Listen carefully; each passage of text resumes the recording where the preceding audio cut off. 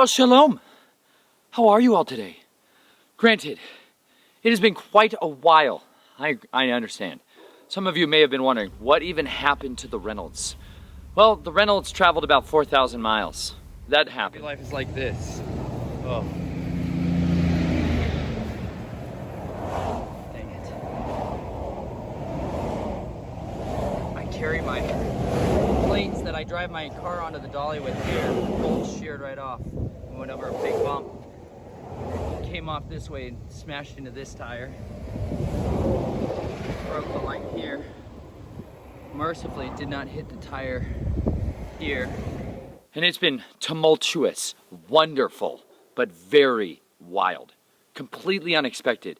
We've been around humans. Lots. Which isn't exactly normal for us. We went from Central Texas. Hi, Lazarus. Good boy. He's walking with me. Hi, Buck. Good boy. Hi, Lazarus. Hi, honey. Good boy. Off we go.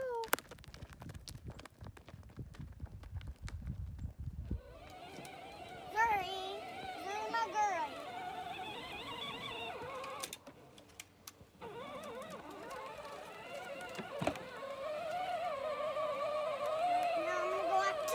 You're doing good. Go for it. Texas, being farm managers on a 50-acre ranch property, thinking that we are going to be moving into a little house and living there for the next few years of our life, to no, moving back into the RV, hitting the road again to who knows where in the middle of a freezing 14-degree night. Our pipes froze, sewer backed up. I don't even have a sewer, but everyone else's sewer backed up at the place we are staying at and flooded my entire site. Just mine, which is interesting because my pipes also clogged and were overflowing into my sinks. And I learned that bentonite clay in my natural toothpaste, which is amazing. Make your own toothpaste. Don't mess around, son. They're gonna murder you with their toothpastes. And their floss. They're putting fluoride in the floss. Monsters. Anyways, it backed up completely out of our sinks. And so I had to go down under my rig and try to work on that.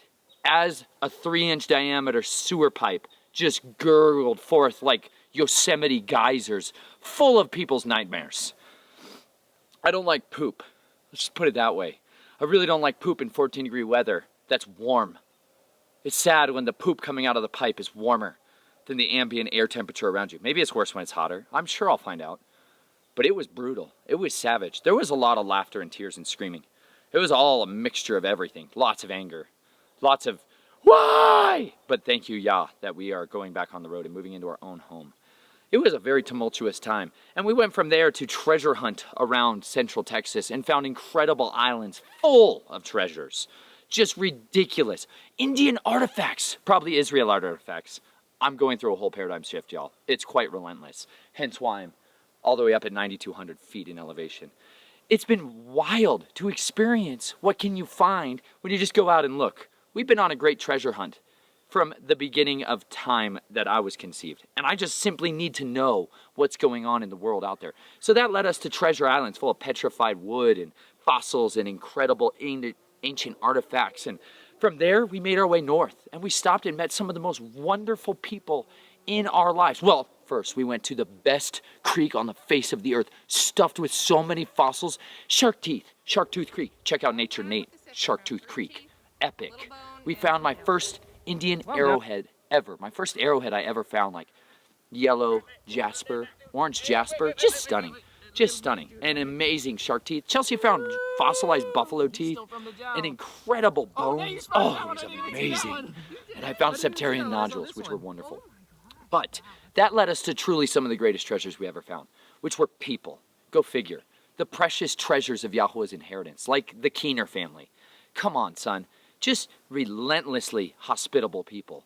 And you know, when you're sojourning for years, hospitality suddenly becomes the currency of your life. You really suddenly have such a deep understanding of what your needs are, but also what other sojourners' needs are. And they had such an overwhelming love for us and my family, and they just nurtured us and loved on us and connected us with some of the best people we ever met. Like another Miller, Sue Miller, incredible, had her own bakery So we posted videos about that. You can see below too, about having a fresh milled flour bakery. They were baking the bread of life for people in a town. In the Oklahoma. Who even knew Oklahoma had such treasures? I now do. I'm sorry for all of you. Any time that I ever believed the propaganda that Oklahoma was worthless, I'm sorry. We have bad propaganda machines that make a lot of the southern states or central states seem like terrible. But I found out that they're absolutely glorious, and some of the most precious treasures of Yahweh's kingdom are hiding right there. Go figure. It's like he intended to hide them in plain sight. You know it. But they were an incredible family that just loved on us and took care of us, and then helped us to go find some of the most incredible other artifacts that we ever found in another creek. Amazing, y'all. If you just go down to the water, you find such cool stuff. Like we found a goose nest. Yes, on a tiny island. There was literally just a little island in the river with a perfect little goose nest in it. And I wanted to take the eggs and glue them on my wall. But my children, man, do they love those critters. And they're like, no, Dad, don't do it. Again, I'm like, I could just take the whole nest and mount it to my windshield. It would be amazing. I love eggs. I love big eggs. Life dream, emu eggs. They look like obsidian dipped inside a sapphire, coated with peacock feathers. Come on. Who doesn't want that egg on their wall? This guy. I do. Ostrich eggs also. I have like a lifelong dream to sit on an ostrich eggs just like lions do and see if I could crush it. I've seen a picture one time when I was real little of an ostrich laid an egg and then abandoned it completely. Monsters. Chickens. They're basically just giant chickens. And they have gizzards, crops.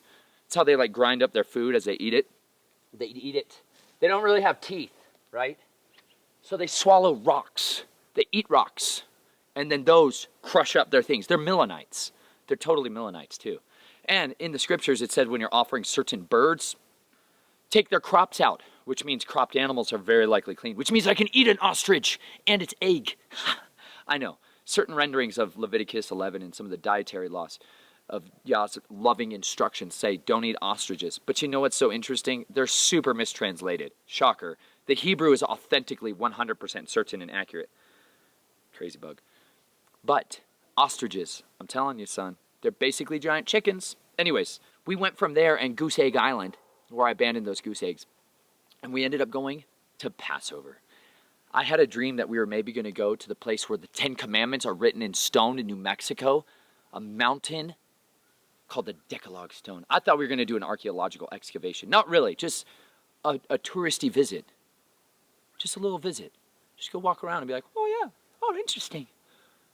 Israelites lived here, 173 BC. On Sukkot, son. Anyways, we'll get there. But it's truly a place where the Israelites sojourned. We went from there to Passover in Lebanon, Missouri, with Parable of the Vineyard. Turns out, Yah's people really do gather in the wilderness and celebrate his feasts and festivals, and it's glorious. We had, without question, one of the greatest times of our life, and one of the most trying times of our life for totally different reasons, because Chelsea and I are not used to that many people. We've grown very accustomed to, like, loneliness. We've very much gotten used to, like, nobody else being around, let alone people being outside your door always, all the time. And that's basically what's happened ever since. Since Passover, back in that time of Passover, spring equinox season, back then, we literally have had people outside our door, right there in our vicinity, ever since. And you know what? That takes some getting used to. It's because most of our ministry, as you who may be watching are aware, is online, is people that are like out and away, people that like maybe comment below, or maybe they send us an email. And I'm sorry to each and every one of you that has ever reached out to us over the years, and I've not ever gotten back to you. I'm sincerely sorry. I am not exactly the most administratively gifted kind of human. I run around like the wind. And it's really hard for me to stay on target when it comes to responding to emails. But I sincerely apologize, and I'm doing my absolute best to try to change that trajectory and try to be very dedicated to responding to each and every one of you that does come in. Sometimes it floods like the Nile or the Euphrates River. It floods in on me like crazy. And I know that I've missed out on some amazing connections with many of you. And sometimes some of the emails that I get are really brutal and very painful to work my way through and are just not exactly ones I can read easily. So I sincerely apologize to you that do reach out to myself or Chelsea. She's way better at it. And I don't get back to you in time. please forgive me and know that I'm wanting to do better and I'm seeking to try to amend that area of my life. But until such a time, bear with me, please. Persistence is very helpful. Don't take it personally. It's never your fault. It's most assuredly my neglect of the ability to focus on that. But I'm going to work on it. We went from Passover, which was one of the greatest gatherings of our life, and I had an opportunity to minister to people directly like I haven't had in so long. And so did Chelsea, because there's many people like that want to be able to interact with our family, but also that we just want to love on. We just want to like actually hug your flesh and just give you a sweet hug and say we love you, we care about you. And that was one of the first times we've got to really gather together with a bunch of people, my whole family included, because a lot of times we're limited by the cost of travel and the fact that I have a golf cart sized car to try to shove my whole family into, including our linen sheets and our mill and our grain and, you know, all the food that we eat, because we just don't eat or drink or sleep on or wear what most people wear. So when we travel, we bring all that with us. In my tiny little car, I literally just can't even travel around with my family. But recently, someone shared their vehicle with us, like swapped style, and it made us have the opportunity to come back to the mountains. My whole family got to come with me. How good is that? It's so much better. Like Chelsea and my girls love being able to go on adventures. They really, really do. And now they get to come alongside me. And it's way better that way. Yeah, you know, there may come a day where I'm able to do that more full time, and I would love it. We would love to be able to bounce around. Because full disclosure, y'all, taking my RV around presents all kinds of different problems. Like my windshield fell out.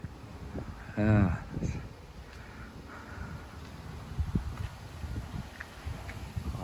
my. There's that. The other one's got to come out. And yeah, we pray it does not fall all the way out. You can see how far out it was. Coming out the side. Oh man.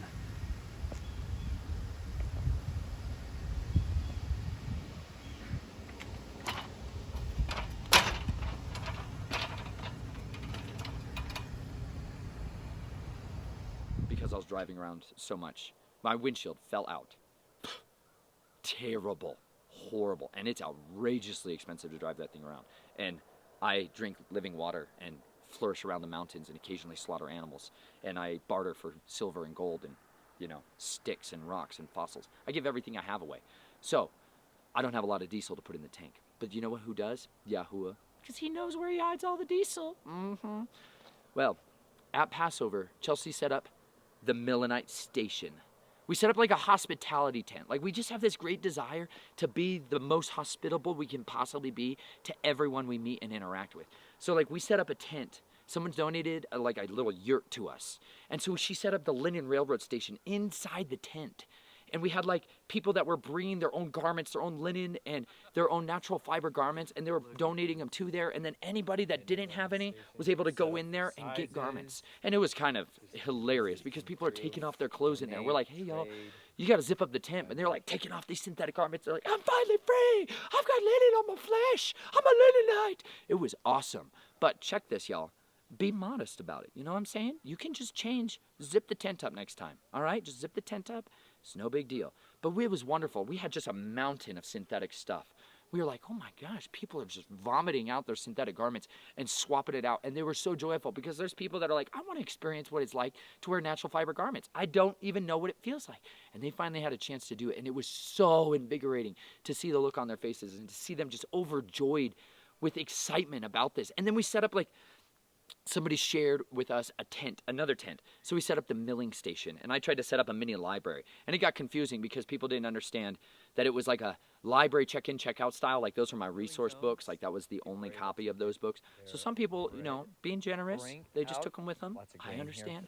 But we're going to do a check-in, check-out style library for all of the little resource libraries that we have and that other people have. And we had a milling station in there with grain. All these people started bringing grain. We brought a ton of grain, and we were able to feed the camp. Like we have such a strong desire to clothe. Like if anything, the linen railroad, like the heart of what the linen railroad is, we want to feed the earth, every single man, woman, and child, fresh milled bread every single day. And we've discovered the easiest way to do that is tortillas.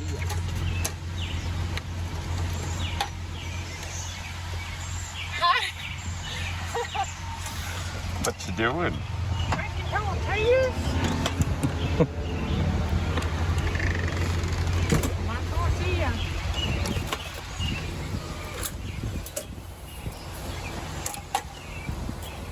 tortilla station. This tortilla press has been changing my life.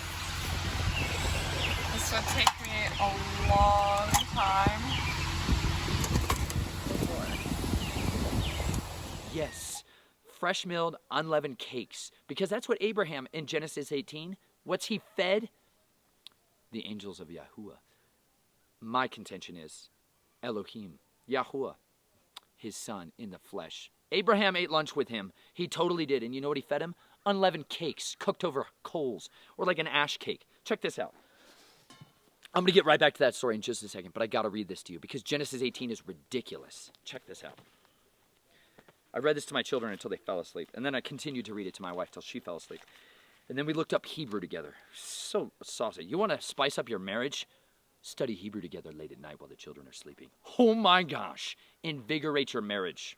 Most assuredly. It's like an injection of pure romanticism right into the marriage bed. Study Hebrew together in the bed. Check this out. And Yahuwah appeared to him by the terebinth trees of Mamre, while he was sitting in the tent door in the heat of the day. Pause. The book of Jasher says this same account. I'm really passionate about that book. Some of you may not understand why I'm like doing an audio version of that book, or I was, but then I stopped because my voice literally got completely destroyed. I couldn't even speak for almost a month and a half. Horrible, relentless, brutal, painful speaking. I couldn't even read anymore. Brutal. I'll get there. But I was reading the book of Jasher, and this chapter says it was after Abraham circumcised himself. If you actually fit this story into the timeline, Abraham had just circumcised not only him, but every male that was in his relational ability. His servants, his son, everybody he could get his hands on that was a male, surrendered the foreskin of their flesh in order to be in covenant with Yahuwah. Such a mighty act. I've got to meet men today who have given themselves so completely to Yahuwah and who have loved him so much that they also voluntarily wanted to offer that to the Father and to be more like him and to be more like their forefathers before them out of love for him and a desire to follow his ways and to be in right relationship with him in an area of their life that maybe they hadn't been before. And I got to meet people at Passover who had been circumcised. I haven't met anyone that circumcised themselves. We're going to see about that someday. Maybe I'll meet that guy. Mighty Gibor. But these guys had been circumcised. And then on the third day, it says when the pain is in your flesh, like when Shimon and Levi attacked the Shechemites and they slaughtered them all. They waited till the third day because they knew the pain is in your flesh the most on the third day. I met a guy who was manning the fires at Passover for 17 hours on his third day after circumcision when he was in the pain of his flesh. He was in the pain of his flesh, and he was stoking the fire so that after we killed the lambs, we had open fire pits and grates of metal that we could roast them on. He manned the fires all day, and then he burnt every scrap of the lambs afterwards. He was up all into the night. Incredible, mighty man of valor. Aaron, you're a stud. No, you're not. You're a champion who submitted himself to Yahweh. You're no longer self-sovereign, but you've submitted to the sovereignty of Yahushua HaMashiach. You rock, bro. I love making staffs with you. You're a champion. Anyway.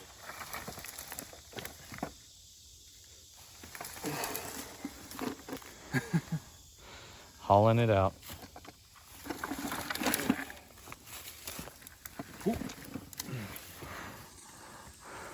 How's it going?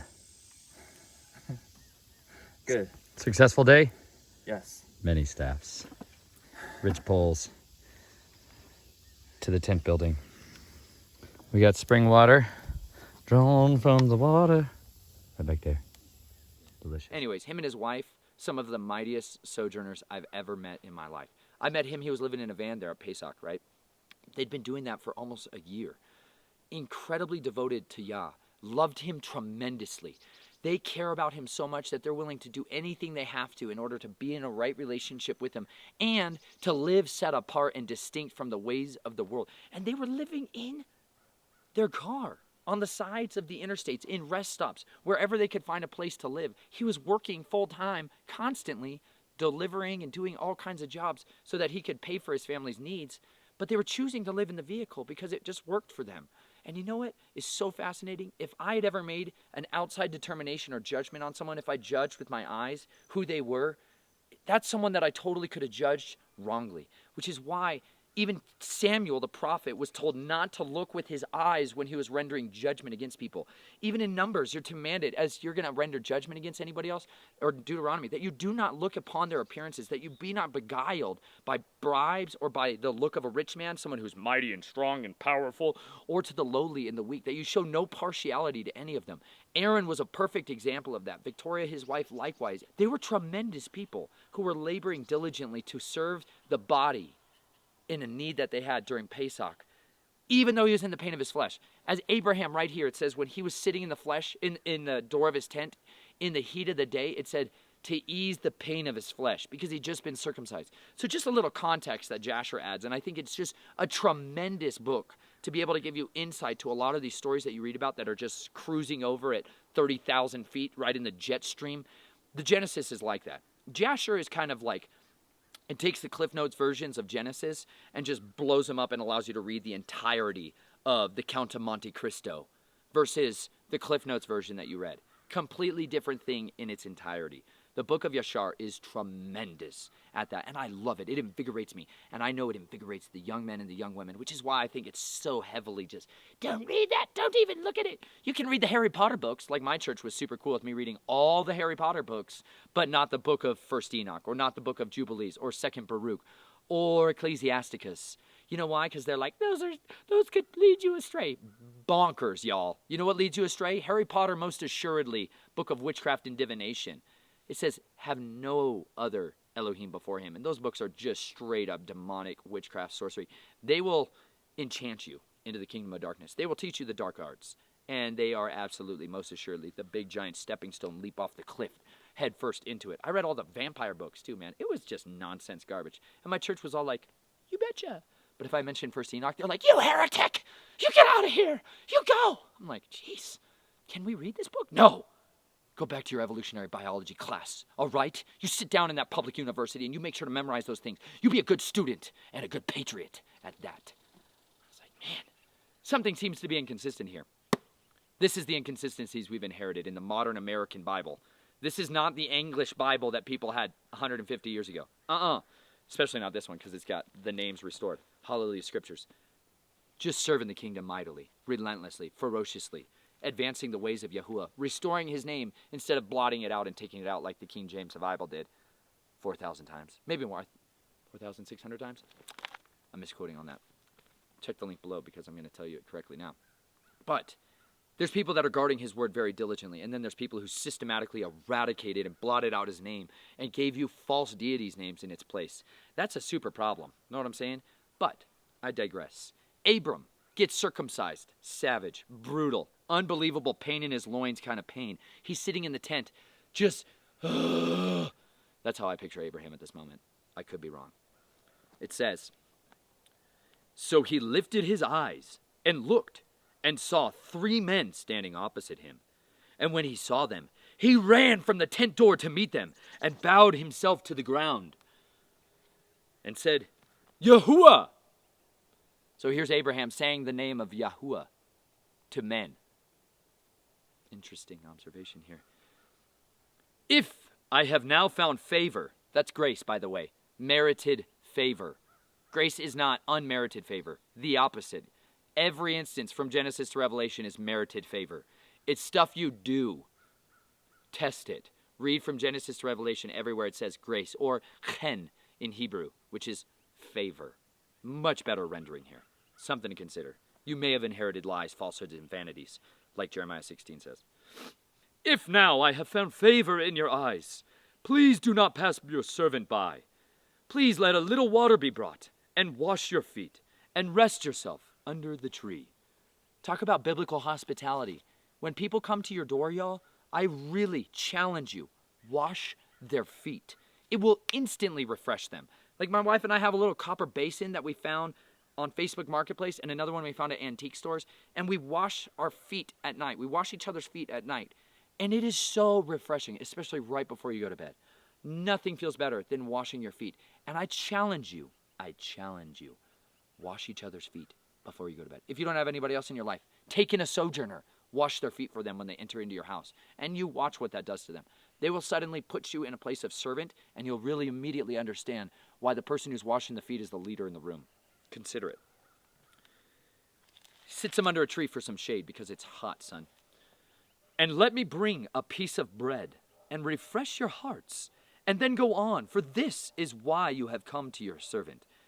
And they said, do as you have said. So Abram ran into the tent to Sarah and said, hurry, make ready 3 seahs of fine flour, knead it, and make cakes. Uga. That's the Hebrew word there. Uga. Cakes. They also call them ash cakes or cold cakes or hot cakes. I'm not talking about hot cross buns, son. I'm talking about cakes that you make unleavened style, quickly in a hurry or while on a journey. And you take sticks, like sticks. This is the ponderosa pine. It burns hot and fast, and it's very pitchy, but it makes flavorful, delicious stuff when you cook over it. You take cakes, you cook them over a fire, bam. Get the fire down to coals, or you can even wait till the coals are mostly done, move them to the side, and put your dough, your unleavened bread, right down into the ash or right on top of the coals. That's cakes. So when you read in the scriptures and anytime it's saying cakes, it's not talking about your little Debbie GMO nightmare garbage. It's not talking about that. It's talking about cakes. Unleavened, fresh milled cakes. Biblical bread of hospitality. I'm totally telling you, son. It's right here in Abram. Check this out. So now the dude who's running from the pain in his flesh and of his loins is now having his wife, who's super hospitable, outrageously hardworking. She is now hurrying up to be a Milanite. Total Milanite lifestyle right here. Check this out. And Abram ran to the herd, took a tender and good calf. That's a young cow. Naomi was like, did he kill a baby cow? I was like, you betcha. It's called veal. It's delicious. Gave it to a young man. Here's the young man. If you are a young man listening to this and you don't know how to butcher and slaughter an animal and then prepare it quickly, you better learn, son. Do whatever you got to do that. At Passover, 17 animals were given to the fellowship. Let me just correct that. They were purchased by other people's tithes and offerings, and others brought them as a donation so that everyone else could actually eat a Passover meal with the lamb and or a goat, because that's what it says in the scriptures. And we kind of have this mentality. Those of you who may wonder, what is all this thing that you guys are all about? It's that we literally believe the Bible, like the written words of Elohim, are absolutely true, verifiable, and can be trusted with absolute certainty. And if he gives instructions in this book, this manual of how to live, you should do them. If you can, do them. Do them. It's real simple. So he said on Pesach, slaughter a lamb. Eat it. Cook it over a fire. Don't boil it. Eat it. And then if you don't have any leftovers, you burn them. You just don't save that meal for tomorrow, okay? So that's what we were trying to do. And that day, I thought I was going to volunteer to help do some of the butchering. The other volunteers, there was like 14 other people that said they were going to come and bring gambrels. Gambrels are these things that go between the legs of the sheep or the goat or the deer, whatever. When you hang it up to spread it up, it makes it a lot easier to dress the game or undress it. You're basically unzipping its skin with a knife, a very sharp knife. All right, we have set up a little come along cable here. We got gambrels, so we're gonna hook up the sheep after we slaughter them. Bring them over here. We got some gambrels with some rope over them. We're gonna pull them up and hoist them up here so that they're upside down and able to drain their blood. But this way, we can get them all drained out and then skinned, gutted, and brought out to the station. I didn't have any of that stuff. So we had people with machetes just hacking away and tiny little hatchets, making gambrels on the spot. And we had volunteers that showed up that day. And I was in charge of leading all of them through this slaughtering process. And it was tremendous. This is not a sacrifice, y'all. Please just pause for a second. We did not sacrifice any animals. Real clear on that. Yahusha is the Passover lamb. Real simple. We don't sacrifice any animals. However, you do have to slaughter an animal in order to kill it. And most humans in Western society have no idea what that's actually like, and they think it's barbaric, or they're scary, or that you're being some kind of an abominable priest thing that they don't even understand. No, it says in the scriptures you're supposed to eat lamb on that day, and I don't want to go to the grocery store and buy a miserable animal that was raised in a miserable lifestyle, and I have no idea how it was slaughtered. Most animals that you buy at the store died a violent death. Go ahead and look into how animals are slaughtered in meat packing places and in places where they do butchering services. It's violence. And in scriptures it says don't eat animals that die suddenly or die violently. And it is a horrible thing. So like my wife and I absolved to not eat meat unless we knew how it was killed and or raised. That was like personal convictions that we felt like were iterated in the scriptures that we wanted to abide by. Because they don't generally drain the blood out effectively. There's still blood shunted into the meat and into the tissues as you go to eat it. And we wanted to be able to kill it humanely, which is why I went and became a butcher. down in Texas, and I got flown to Washington to be able to see what it was like to butcher and slaughter animals the old way, like priests used to. I wanted to know what that was like, and I wanted to be able to then share that skill with others as much as I could. So this was an opportunity where young men and young women and older men and older women came in and helped to serve in that way. And we were able to slaughter 17 sheep and goats and butcher them in a matter of an hour and 40 minutes. And it was so beautiful because I got to see men being men again.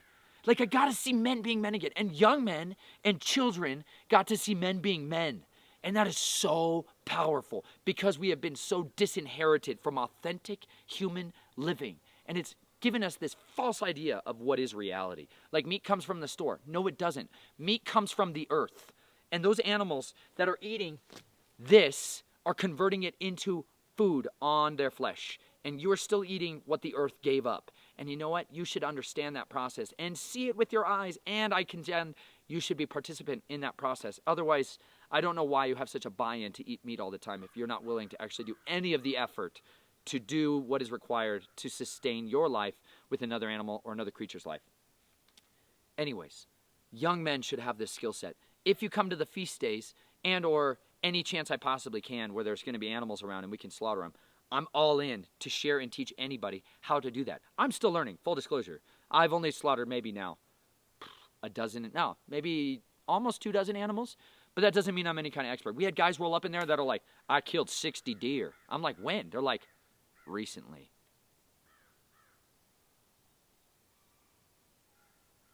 I don't ask more questions when guys give me that kind of look. Neither should you. So be cool about it. They harvested game correctly. People are so incredible. And I had no idea about the skill set some of these guys had that were just wandering around with staffs and sticks because I judged them on my eyes. These guys rolled up and they hooked up these sheep and they completely skinned out these things and gutted them out and were washing them in a river in less than 30 minutes. And I'm like, these guys are not messing around. They're like, no, we do this for a living. This is literally how we feed our families. I'm like, man, you're such a man. You're a man. You're a mighty Gibborim all around us. Anyways, Abraham has a Gibborim ready to go, and he's a young man, which is not what you think of as a young man.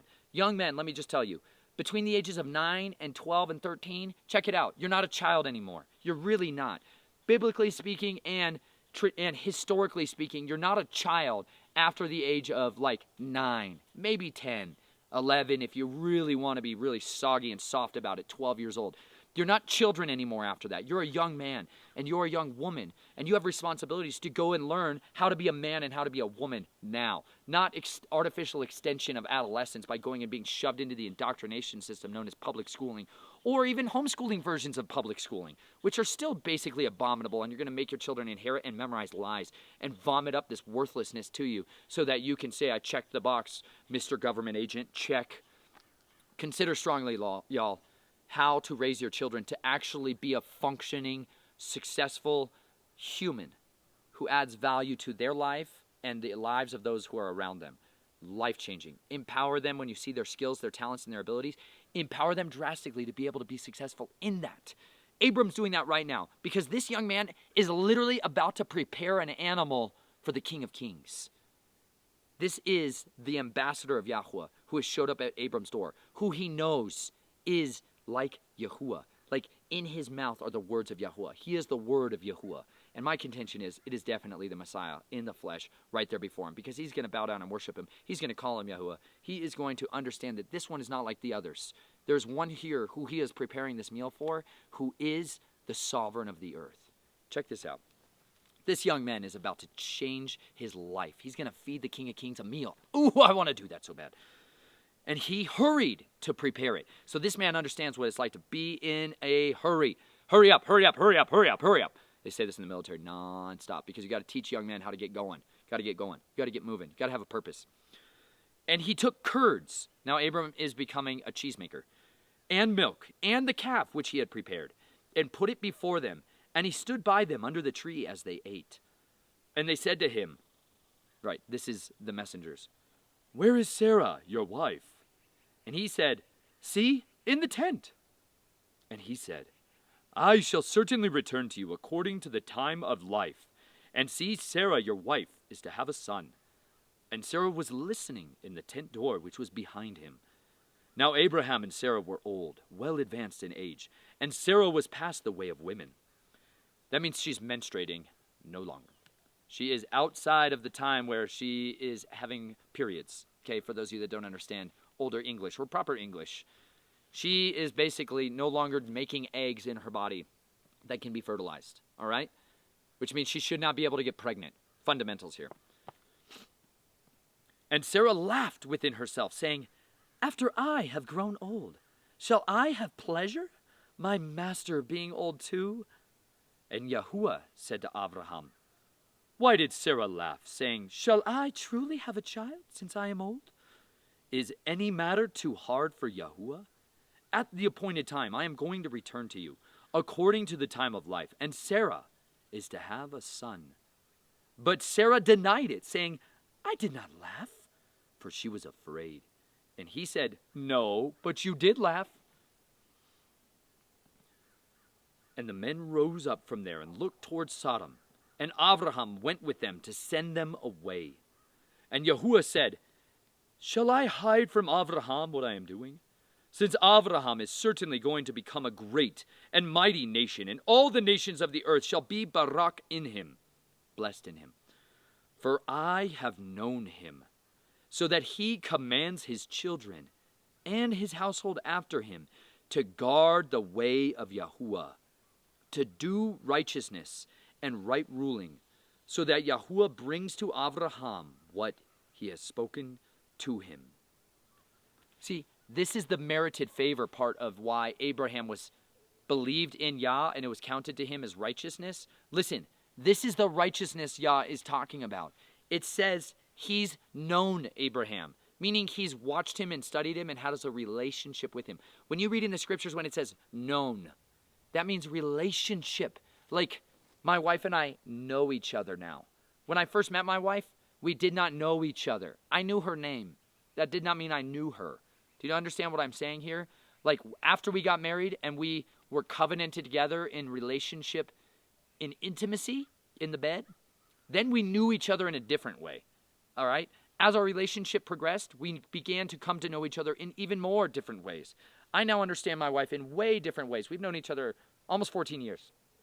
We have quite an understanding of who each other are. She's the only one that really knows me. Like Naomi and Jubilee and Chelsea are the only actual family that I have that I know is authentic. Do you understand what I'm saying? Like I inherited a whole lot of lies and falsehood and deception and manipulation when I was growing up. Like I didn't have a knowing relationship like I do with my daughters now. Like I understand they are my flesh. They are like actually my blood relatives in a real way. Like I don't understand what that's like. I didn't get raised up in a normal family that I had that deep maternal connection. I didn't have that deep paternal connection in the same way, or relationally. I didn't have that same thing. So what I experienced with them is so new, is so revelatory, is so insightful to me. And it grants me this way of understanding love and family that I just was totally disinherited from. I've been so dissociated from it for so long that now when I have a working relationship with them, these words make sense to me. Abraham raised up his family. He raised up the sons and the daughters that he had in and around him, the sons of Israel. Even before they were sons of Israel, those people that were his servants and those who were in his home, it says that he commands his children and his household after him to guard the way of Yahuwah and to do righteousness and right ruling, mishpat. He commands his children to be like him. He understood his father's instructions, his Torah, and he imparted it on his children, which is why we're commanded to guard the commands of Yahuwah our Elohim, to walk in all his ways and revere him. Deuteronomy 8:6. It's literally what I wrote on this knife I made, on the spine of the knife. You won't be able to see it super well, but that is the words to live by. Don't worry, I'll get to when I made this knife in just a moment. This was right after Pesach, with another amazing family. He taught his children these things. Yahuwah knew him and he could trust him and he counted on him. And therefore his favor was on him. He had merited favor in these actions, in his deeds. And he knew he could be trusted. It's just like if your son was screwing around and disrespecting you and disobeying you all the time. It's not exactly like he's meriting your favor in that moment, is he? Do you really want to go out of your way to bless him radically and just give him everything he ever wanted and hoped for and dreamed for in that moment? Are you kidding me? Come on. When people do the things that are pleasing in your sight, you want to bless them. You want to encourage them. You want to love on them. Merited favor. Very critical concept to maintain a working understanding of anytime you go from the beginning of the book towards the end of the book, because there's some translations that are going to render it as if grace abominates and throws out everything that is commanded to do in the Scriptures, and it's not reality. It may be what a translation may make you think, but it's not truth. Check this out. And Yahuwah said, because the outcry against Sodom and Amorah is great, and because their sin is very heavy, I am going down now to see whether they have done altogether according to the outcry against it that has come to me. And if not, I know. So the men turned away from there and went toward Sodom. But Avram stood still before Yahuwah. And Avraham drew near and said, would you also destroy the righteous with the wicked? Suppose there are 50 righteous within the city. Would you also destroy the place and not spare it for the 50 righteous that are in it? Far be it from you to act in this way, to slay the righteous with the wicked, so that the righteous should be as the wicked. Far be it from you. Does the judge of all the earth not do right? And Yahuwah said, if I find in Sodom 50 righteous within the city, then I shall spare all the place for their sakes. And Avraham answered and said, look, please, I who am but dust and ashes have taken it upon myself to speak to Yahuwah. Suppose there are 5 less than 50 righteous. Would you destroy all the city for the lack of 5? And he said, if I find there 45, I do not destroy it. And he spoke to him yet again and said, suppose there are found 40. And he said, I would not destroy it for the sake of 40. And he said, let not Yahuwah be displeased, and let me speak. Suppose there are found 30. And he said, I would not do it if I find 30 there. And he said, look, please, I have taken it upon myself to speak to Yahuwah. Suppose there are found 20. And he said, I would not destroy it for the sake of 20. And he said, let not Yahuwah be displeased, and let me speak only this time. Suppose there are found 10. And he said, I would not destroy it for the sake of 10. Then Yahuwah went away as soon as he had ended speaking to Avraham, and Avraham returned to his place. The reason this chapter is in our scriptures, it is expounded upon in the book of Jasher, and it's with multiple chapters. Because you go from Abraham being the most hospitable, Sarah being the most hospitable people, even the young men, the servants that were working to make this thing come to fruition. They were hosting people who they did not know. They were strangers to basically everyone. Abraham identified them and understood who they were. However, they were entertaining messengers or angels unaware, and they were being hospitable to them. These same messengers go from here down into Sodom and Gomorrah, and they have men who are trying to rape them. They have men who are trying to defile them and sleep with the angels. Because you got to understand, people like to sleep with angels because then they get abominable, gigantic, crazy, hybrid creature children offspring. That was really the sins of Sodom and Gomorrah. They were going after strange flesh, like it says in the book of Jude. They wanted to have a different kind of flesh going on, like a bunch of GMO crops. GMO people, too.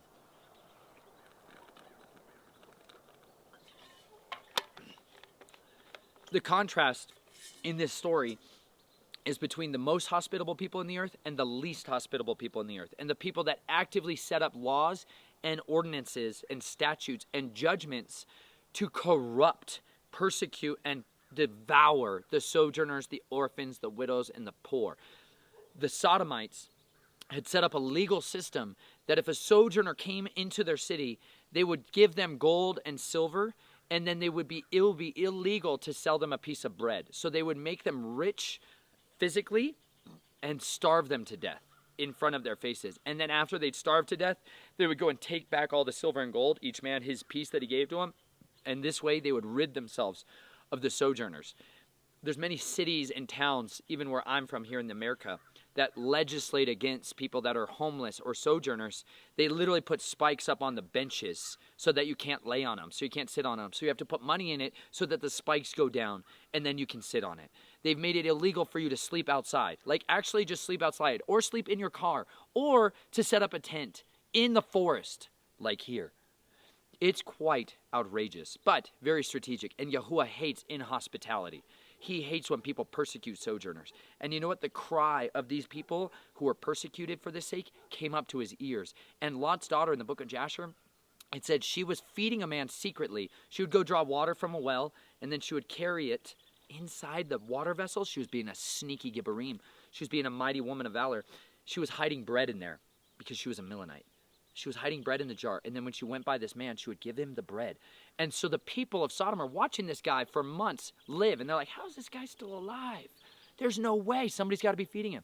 So they set an ambush to catch her. This is like the secret police, right? This is like the CCTV cameras or the game cameras where they're setting them up, or the surveillance state. Think of like the beast surveillance state just encroaching over them, the spy satellites and the unmanned drones and the aerial vehicles and your neighbor who's going to call the cops on you. That's kind of basically what they created in this system. And they're spying on her. And they watch this man, and they see that it was Lot's daughter that was feeding them. And you know what they did with Lot's daughter? They dragged her before the judges. They rendered a terrible, abominable right ruling against her. They rendered a judgment against her. They covered her in honey and brought swarms of bees to sting her to death. And it said as her cries went up to the Shemaim, to the heavens, Yahuwah heard it and was like, that's enough. That's enough. Hers was the last cry that he wanted to hear come from that place. We don't know what's the last cry that Yah's going to hear during our sufferings, our afflictions, our persecutions that are encroaching upon us. We don't know which of us gets to be the last voice crying, save us! Nobody knows whose cry is going to be that. But you know what?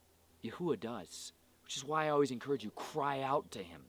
Cry out to him, because he said their cries came to him when they were being persecuted in Egypt, when they were being persecuted in different places all over this earth, when they were being persecuted in Babylon, when they were being persecuted in their judgments, when the lost sheep of the house of Israel that were scattered abroad to the four corners of the earth, when they cry to him, he hears us, because every shepherd hears their cries. When those young men and those young women and those mighty men and mighty women were carrying those sheep out of their pen, every day we had to take those sheep from the sheepfold that we had made from down in this little pasture at Pesach. We created a little sheepfold, super biblical. It's basically fencing, temporary fencing. There's a fence right here. I don't know if you can see it. We created a little fencing for them on pasture so that they could be on grass and not in their own filth all the time, just penned up. But then at night, because there's literal wolves in this land. I love that. It's so exciting. I totally want to fight wolves and lions. It invigorates my soul, and it's so Davidic. Anyways, we would carry them from this livestock trailer that we would keep them locked up in at night because nothing could get in or get out of that. We would keep them all in there, and then we would carry them down to their spot right there. Bam. And we'd be like, here, you get to stay in the pasture today. And then at the end of the day, we would carry them back up.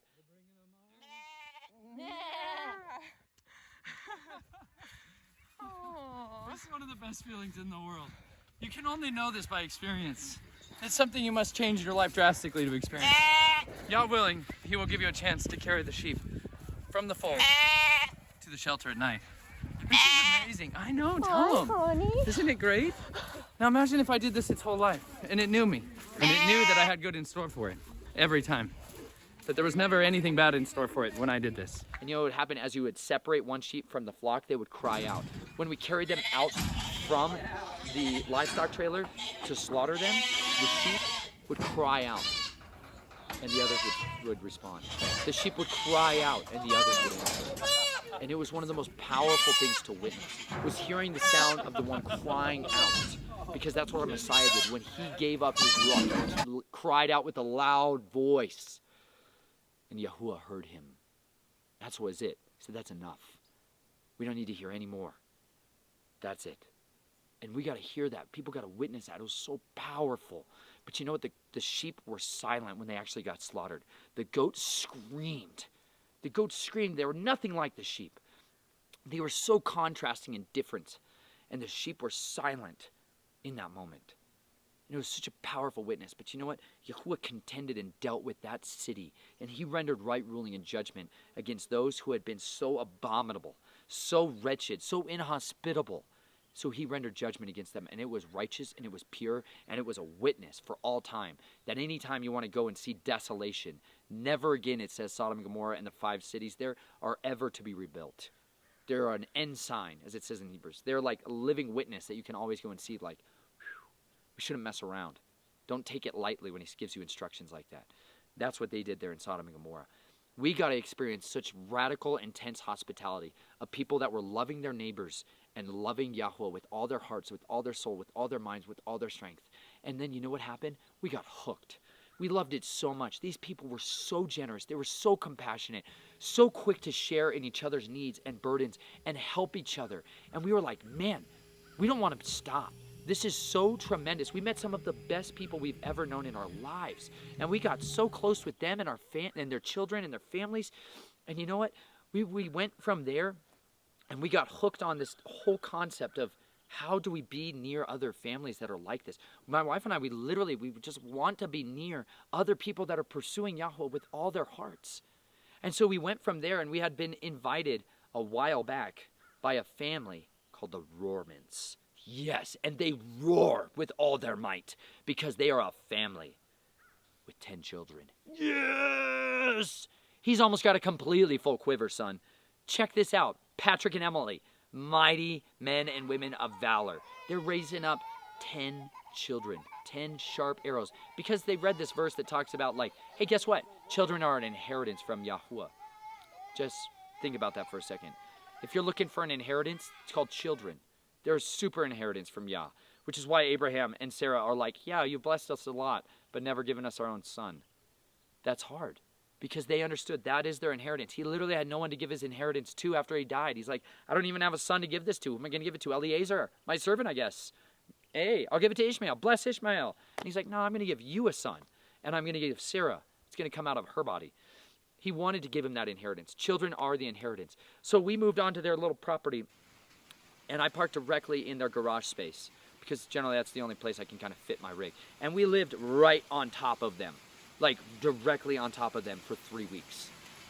It was so powerful because, like I said, I didn't have that relational connection with family or what is family. And so often when I travel around and I go and visit other people's families, I'm kind of just in sponge mode to observe and witness what is family like. What is family like to this family? What is being a father like to this man? What is being a mother like to this woman? What is it like being a son in this man's house? Like, I'm a keen observer of humans, and I'm very observant of what it is that makes them who they are and how it is that they got to where they are today. And Patrick and Emily had laid down their life when they came to a deeper revelation and understanding about the Father's instruction more than a decade ago. They've been keeping the feast and the Sabbath, and they've been guarding those ways. And he'd been an electrical lineman, guy climbing telephone poles and working with outrageous manslayer levels of voltage and electricity on a regular basis.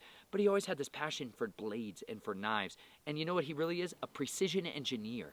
That's really what I learned at the end of it. Patrick is this guy who's got such an attention to detail and such a need to be exact that he makes knives that are sincerely the sharpest knives I have ever used in my life. It was their family that actually sent the Reynolds a linen railroad package. It was them and a few others. Our addresses we never really publicly shared where we are, and I had a lot of fear of men for many years of my life because I was fleeing really intense persecution. And I got caught up in the fear of men and fear that these people were going to find me and hurt my family and destroy us. And occasionally they would try that. But you know what? I've seen Yah deliver us and protect us. And so I still struggle to ever make my address known or like a P.O. box even known, because then people would know I'm in that part of the country and they might come after us. And you know what? Those were all fears that I had to give to Yahweh and be like, you know what? I fear that Yahweh, I'm not serving you the way that I could effectively. I'm not honoring you and believing that you are the one, my all-sufficient one, El Shaddai, who can protect me and nurture me and care for me. That you're not the one that can actually sustain me and look after my needs. And you know what? I denied other people the opportunity to love on us and be hospitable towards us. But when we finally put our P.O. box up when we were down in Texas, people sent us packages of love and like gifts of need like that we had and we had prayed for. Like his son asked his dad if he could send a neck knife to me. His dad makes the best neck knives I'd ever used. They're called the Genesis neck knife. He sent me that neck knife and I was like, this thing is sweet, man. It's super sharp. Most of the time when people give me knives, I love it when people give me knives. But a lot of times when they give me knives, they just don't check all the boxes. I'm a very particular kind of human, and I like things to be exactly right in order to use them all the time. It's got to check a lot of boxes, like the size of my hand. I think blades, for me, should fit my finger digit space. That's about the length of the blade I want, right there for an everyday carry. I like my blade to be like that size. You see that? Bam! Because I use this all the time. Scratch my ears, scratch my arm, to tie knots. I know exactly how far this space is. So when I put a knife in my hand, I know basically exactly where that is all the time. And then I like my handle to be exactly the size of my handle, right? See that? I just like stuff to be that way. And I have medium-sized hands. So most of the knives that are out there are made for large hands, like medium, large-sized hands. And they don't fit me really well, and I don't like that. I also like to have a little bit of a guard here so that my finger doesn't ride up unnecessarily. And I can really index the knife, which means I know exactly where it is when I'm inside of an animal and I'm slicing open its gut sac. I just got to know where that is because sometimes it's a blind cut, and you got to know exactly where you are in space and time as you do it. That knife checked all the boxes. The Genesis neck knife. It was like a paradigm shifter for me. And I didn't know that a guy was actually a Torah-keeping, like, righteous man raising up a huge family was the one who was behind and backing and engineering and designing, sharpening, and making the holsters for that knife. I didn't know that at all for, like, weeks until one day Chelsea was chatting with Emily, and she's like, oh, yeah, Patrick made that knife. I'm like, wait a minute. What? She's like, he's a knife maker. I'm like, what? Your husband's a knife maker? And I don't know him personally? I love knife makers so much. I've had a lifelong dream, the way of the blade, son. I've always wanted to make knives. I want to make scary, sharp, crazy, amazing knives. I want to make a sword called Nehushtan, the Dragon Slayer sword, right? I have these deep desires and passions that I filled journals with as a young man, and I'm like, someday I'm going to make a sword, and I'm going to fight dragons with it, and it'll have sapphires in its handles, all that stuff, right? Well, I got to go to his house, man, and I got to go and see his workshop and his workspace and everything that he is doing to try to serve his needs for his family and to be an artisan, to be someone who creates an excellent quality product that he can deliver to people on a regular basis. He's an artisan. He's not like an artist. I'm more like an artist, right? I'm like, I made a knife. I'm not going to sit there and then go make 100 of these things. I'm just not that guy. I'm like, I made a staff. I'm not going to then sit down and make 100 staffs and sell them. I'm just not like that. I'm more like the artist side of it. And then you have craftsmen who are like making good quality stuff as well. And it's kind of just their trade as well. There's artisans, craftsmen, and artists. I fall into the artist category. Patrick, he's an artisan. He can make exquisite things. But at the end of the day, he also makes production-style knives so that he can sustain his family, like with the bread and the butter. The Genesis neck knife is like that for him, so that people can have a reasonably affordable, excellent quality knife. And I know you think it may be really expensive. But for me, it was well worth everything, because I'd rather one knife to rule them all. And the neck knife for me of that was the Genesis. He also had these crazy, amazing knives that he had made previously that were more custom, but he didn't have any available at that time. But I got to see what that man engineered his life to be like. He wanted to be with his family. He wants to be near them and be able to raise them and grow up alongside them. He was able to impart his life to his family and his children and be near them and still be able to provide a need for the body as a whole. And man, he taught me so many lessons about being a father. Like within 2 days, him and I are crying in his shop, like crying, because we're realizing all these other areas about being fathers that we're doing good in and we're failing in miserably. Like, it's so convicting to be around a man who wants to be around his family. It really is, because it's the opposite of the American man. It's the opposite of the American father and husband. He generally rejects his children. He divorces his children, gives them away to the state and says, you raise them. I got to go work. It's such an opposite thing. And I was raised in a culture that was so all about that I also inherited it. That it's easier for me to be like, oh, my family feels like a burden. Like, if I could just get away from them, I could be faster and more efficient, and I could just go get stuff done, and I could just go run. Like, I'm like a ball of endless, insatiable, lightning energy inside my body. I'm like tumultuous human, and I want to just go. And I'm like, I can't even bring my family along with me. So, like, a lot of times I would just leave my family in the RV and go drive across the country and do a 2,000-3,000 mile trip and then come on back and be like, there, I got stuff done. And meanwhile, my family missed out. I missed out because I didn't get to bring my family along with me. And I would long to do that now. Like, that time at Patrick's, I got to make a knife, which was amazing. It was like a lifelong dream. There's olive tree. This is olive wood from Bethlehem. Like, the pins and the grooves, and it's engraved with the scriptures of Yahuwah on it. Like, it's such a nice knife. It's got a chili pepper handle that I've always wanted to have because it just feels so nice in the hand. Like, I've always wanted to make a knife like this for years. But you know what? At the end of it, what I really wanted to do when I was there with Patrick was learn how to be a father, was learn how to want to be near my children. Like, I'm on a quest to really discover how to long for a son, how to long for children, because I've been scared of them most of my life. Like, children were so painful to me. They represented, like, violence, suffering, torture, anguish, rape, incest, anguish. Like, I was raised with such abominable things taking place in my life that it just corrupted me to what is family. Children to me were liabilities, where even our society lists them as liabilities. But they're our greatest assets. They're our greatest treasure. They're our precious inheritance. Like, they are the most valuable things that the Father entrusts to us on this earth, because we get to raise them up in the ways of Yah. Deuteronomy 6:4 says, come on, I just got to read this to you guys. Because if this isn't, like, literally written on your heart, like written over the doorposts of your house, like over your gates, like, you should seriously strongly consider why I do this, why I'm so passionate about these words and these Torah and these instructions, because these are the words to live by. Okay, let me just read you Deuteronomy 6. I'll get to verse 4 in a second. And this is the command, the laws and right rulings which Yahuwah your Elohim has commanded, to teach you to do in the land which you are passing over to possess, so that you revere Yahuwah your Elohim, to guard all his laws and his commands which I command you, you and your son and your grandson, all the days of your life, so that your days be prolonged. And you shall hear, O Yisrael, and shall guard to do, that it might be well with you, and that you increase greatly as Yahuwah Elohim of your fathers has spoken to you, a land flowing with milk and honey.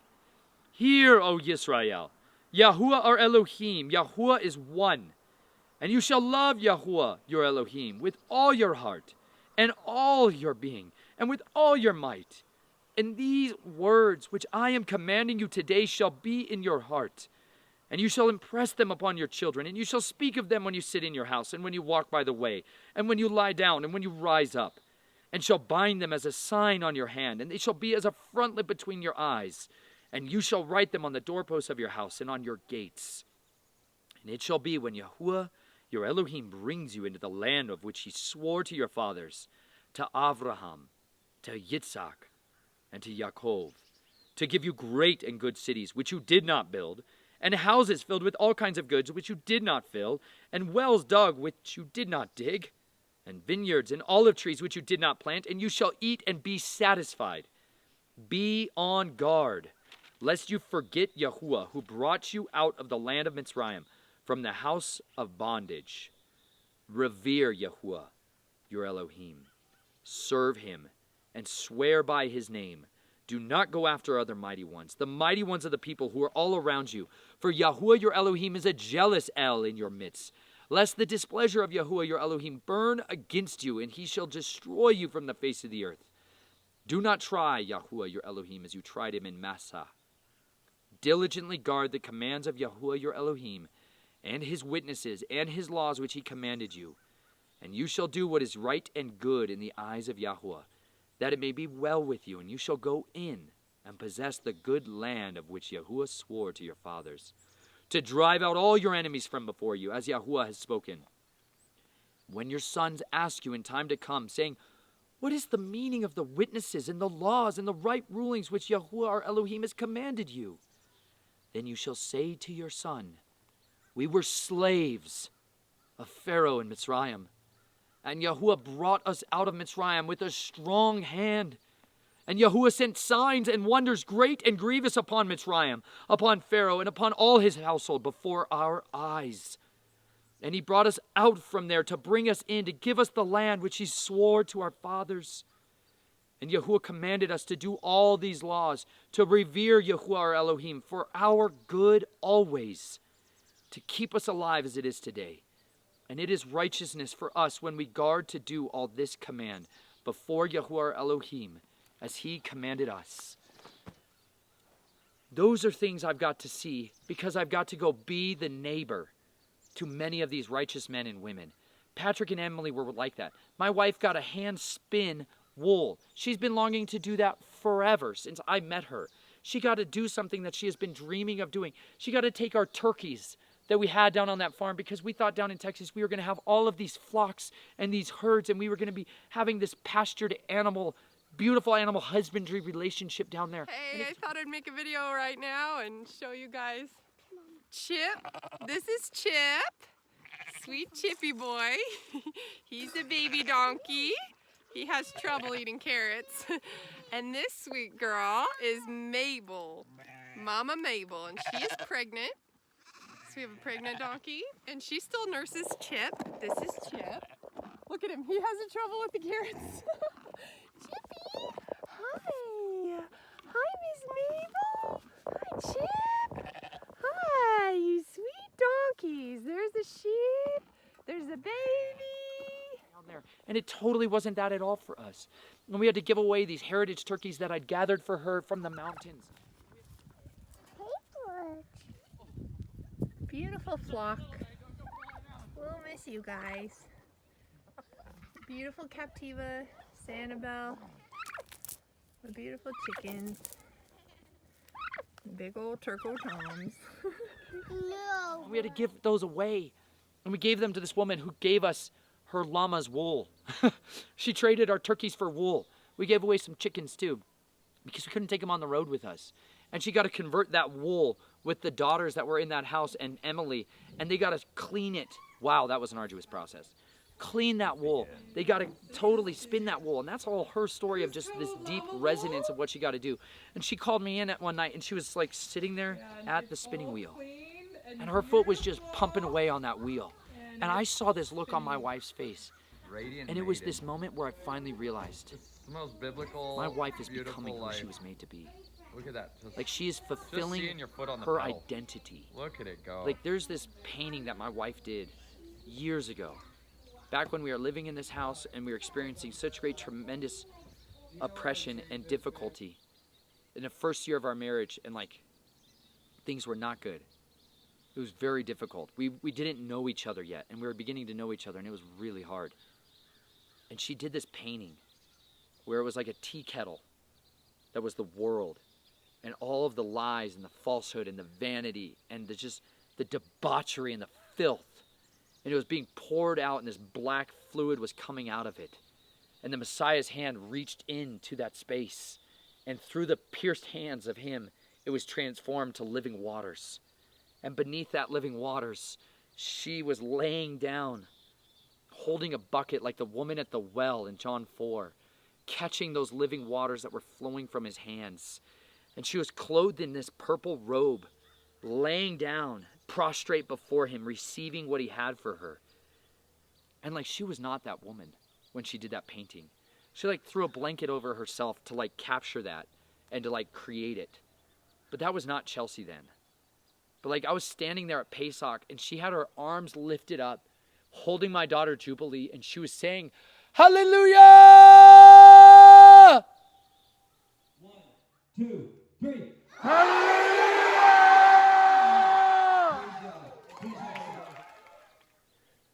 And I saw that woman. I saw that woman as she was doing that. I saw the woman there with the bucket catching the water that came from him. Like, I saw my wife becoming a woman of Yah, like a daughter of Israel. It was so beautiful. I've seen my wife go through this total transformation in front of my face. She's not the same woman at all. She's voluntarily submitting herself to Yah. She's not the modern woman. She is a servant of Yah. She's becoming like Sarah. She's hospitable. And that's very hard for her. She wasn't raised to be like that. The society doesn't raise women to be hospitable. Not like this. Not towards their children. Not towards the sojourners. It makes us fearful of strangers. It makes us revile our children and get rid of them and push them away. Like, my wife is like truly becoming like a mother hen, like one who shepherds over them and guards them, nourishes them and sustains them. She gives her life away for them. She's given up her body so they can have life. She loves them. She loves me. She was sitting there on that spinning wheel, and I was watching her work, and I saw my wife as that woman again. It was the most beautiful thing I've ever seen. I've never been more attracted to my wife in my life. It sounds hilarious, but it's true. Like, My love for her, my affections towards her have never been deeper. Like, I love her in a way that I didn't even know was possible. Like, I love her. I have like an actual love for her. Not just like any kind of lust or like temporary desire for her. Like, I long for her because she is a sustainer of the body. She nourishes the body. She feeds so many people. My wife, as I got tasked with butchering and slaughtering and heading up that project, she got tasked with feeding everybody living bread. Everybody. They made 3,000 pieces of fresh milled flour tortillas, unleavened bread. 3,000 of them in a few hours. She didn't know that she was going to be doing that at all. I told her, hey, honey, I think we're going to be helping out doing some of this stuff. She's like, I'm like, hey, honey, it turns out you're doing that. She's like, oh. While raising 2 small children. Don't ever forget it. And we're very vigilant about our children. But Yah brought people from all the places in the camp who brought some grain, who brought some places to cook and little hot plates. And they were out there rolling out tortillas and making bread for everybody. And we were like, they went through this unbelievable, arduous labor to try to feed everybody unleavened bread. She poured herself out. Like, she worked so hard to try to sustain that and make sure that could come to pass. Like, we brought 900 pounds of grain with us to try to make sure, like, all I want to do is store up grain and feed it to the people. Like, we want to feed them and we want to clothe them. Like, she sees these people that are hurting and asking for help, and she just groans for them. She longs for them to be clothed. Like, she is so passionate about feeding and clothing them. She longs to do it, and I just want to enable her to do that. I want to help her to do that in any way I can, which is why sometimes I travel thousands of miles to try to go get grain, because you know what? Yah's given me favor to find treasure, and I find grain, and she's given her great favor at finding garments. My wife can walk into a Goodwill, and she will walk out with 30 garments. People will have been there the week we were there and be like, I found nothing. She will walk in there and come out with armfuls of it. She was made for it. She was made for it. And you know what? We give everything we can in order to make that come to pass. We do everything we can to try to feed these people because we love them so much. And as I saw her spinning away on that thing, I saw her great love coming to life. I got to see this side of her being coming to fruition and seeing the joy that was there for her to experience that. And she was so satisfied. So satisfied. And I love that. I want to enable my wife to do that on many, many ways, in many scales of reality. I want her to experience that in so many areas of her life because she has given up everything to be with me. She's given up everything. She's left families behind. She's left friends behind. She's suffered such mock and such revilement. So many people hate me, and they do it through her. They revile me to her. A lot of people won't ever say this stuff to my face. They hate me. They hate who I am. They hate what I stand for. They hate the man I am. They hate what I do with my life and who I am all about. They hate who I was and that I talk about this stuff. And they revile me constantly. And they do it to her. They don't even do it to me. But they do it to her behind my back. And she has to bear that constantly. And she's borne it for years. Like, I couldn't even look in the mailbox. I couldn't even read my emails because such horrible stuff would come in there. Such vile, evil things would come in there. I couldn't even see it. She would bear that. She has been my armor bearer for all these years. And like, I see her as that.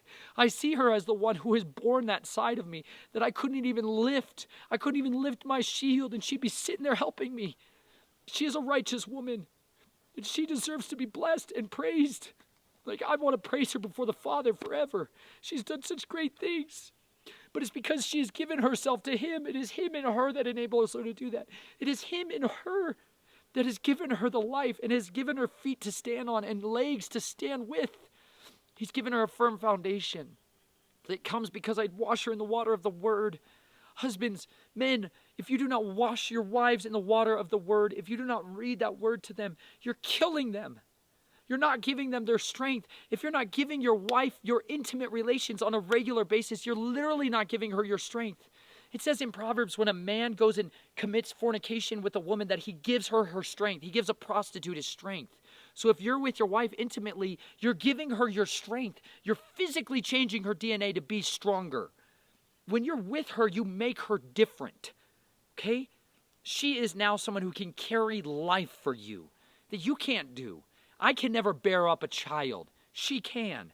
But I have to try to give her my strength to do that. I am responsible to meet her physical needs of food and clothing and marital relations. That's in the Torah what I'm commanded to do and to never withdraw from. I could never have another woman in my life. She is the one who requires all of my sustenance to give that to. I could never detract from her in that regard. And it is such a sustaining thing for me to be able to give that to her and to sustain her in any way I can. Like this trip out here to the mountains has been amazing because she got to see her friends and her family again and got to have what she has been desiring, which is closeness with the people that she loved. She needs that. And I've not been able to give that to her for years. And I'm so thankful to be able to come back out here and be with her again as she gets to spend times with her friends and her family. It's been a joy for me to see that in her. And I got to see my wife go through great transformations. And we got to be there with those families. And they blessed us so much. They literally gave us quail in the wilderness. They gave us quail, like in the wilderness. It's so biblical. Like it's so biblical. They had all these quail that they were raising, and they showed us how they take care of them. And we got quail. And we went on a journey from their property full of treasures and full of gifts. Their sons and their daughters were so enriching to our lives, and they spent so much time with my children. They did incredible things with us. Is that fun, Nate? Woohoo! That looks fun. She's got it going now. That's awesome. Boys will run, and oh my goodness. It goes so fast and high, I bet. If there's two of them on here running, oh my. Oh yeah, look out. Being with the Rorman family was so powerful for Chelsea and I, and for our children. Like to be close to families that were maintaining covenant together. Like to sit there on Sabbath and have young men and young women in the room, listening diligently, serving each other. Like their older daughters were truly women. They were women. They were feeding their family. They were clothing them. They were taking care of each other. Like I got to see what a family can be like when they're together and they're not divorced and they're not ripped apart and separated and sent off to college and sent off to high school and sent off to middle school, sent off to elementary school, sent off to preschool, sent off to nursery and daycare. Like there's such a society of destruction that's designed to rape the family of its identity in our culture here. And it's not like that everywhere in the world. I understand people that are in Spain or in France and even abroad in Europe or in South America and Mexico, cultures that are abroad, even in Australia and South Africa. Like there's different cultures that value families and relationships, like in Uganda and Ethiopia, and even in the United Arab Emirates and Afghanistan and Saudi Arabia. I've seen such different versions of families all over the world, and they don't operate like ours do here in the States, but that's because we were trained to be like this. We were taught to hate our families. We were taught to hate right families, men and women who have a strong marital connection, right relationships, and sons and daughters who are submitted in the right way and order of their family, who look to each other to serve each other and meet each other's needs. Like we are so separated from it out here where I've been raised up. To see it being practiced and being lived out. And you know what? Most people who would look from the outside would judge that family.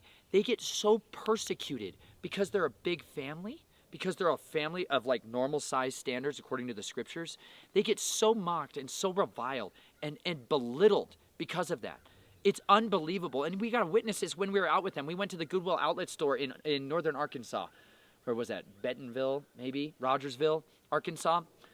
The home of the Waltons area, where Walmart had its origin point, right? We went to the bins with them, and we even got to see how people mock them and make fun of them behind their backs right there in that place, or people at the cashier's checkout, and they're like, this is your family? Do you guys even know about birth control? And they're like, yeah, do you know about murdering the unborn? Are you aware that it's infanticide, and it's probably absolutely 100% murder for you to kill your own baby? Go figure. You want me to just kill my own child right here? Oh, no, you want to do it inside my body. Got it. Oh, or before the fact of it. Husbands and wives, there should never be a reason that you're preventing children at all. It's absolutely 100% not biblical. You're breaking the first command ever given to a husband and a wife, which is to be fruitful. That is your purpose on this earth, like your job. Be fruitful as much as you can, as many as you can, as often as you can, with regularity. 40-day challenge. You, ready? 40-day challenge. Husbands and wives, 40 days. Every day. 40 days. Obviously, you're going to have a week break in there at some point in there. Don't know when that's going to happen. You got to take a week off because the time of women is upon her. However, I challenge you. Be as fruitful as you can possibly be with your wife. It will completely change your entire relationship in your marriage. Like real fast. Great fruit comes from it. Anyways, they get mocked constantly. Every time. Like, and you know who they get the most mocked and belittled by? Christians, believers, people that are like, you know why? Because they're convicting. They're a family that's convicting. As soon as they're in the room, you know what you immediately recognize? That is so foreign and so different and so contrary to the system that you've been raised up with. It's easier to mock it than it is to understand it, because it takes time to come and understand why a family looks the way it does, why a family operates the way it does. And you know what's so beautiful? We got to see other families that are large, and we've gotten to see the same thing time and time and time again. It's husbands that actually love their wives. It's wives that actually love their husbands and that respect him. And it's a right hierarchy within their family structure and their family unit. And it's so beautiful. And that's why it's... Yeah, there's Lennonites with signs.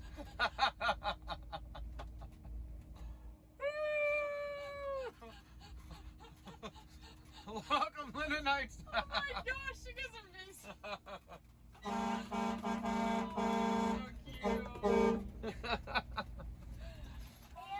And that's why it's so mocked and so belittled in our society. They're going to always throw it out there as an example of horror and atrocities. But you know what? It's authentic human living, once again on display. And I long for more and more families to be raised up righteous sons and daughters, because you know what Patrick and Emily have? A huge inheritance. They have many arrows in their quiver. Like, if you've never hunted in your life or shot a bow and arrow, like I was shooting a bow and arrow just down here on this property, and I was shooting it, and they had 4 arrows, and I'd shoot them, right? And I would shoot them, boom, boom, boom, boom, and then I'd have to go get my arrows because I only had 4. And you're like, you know what I need? More arrows.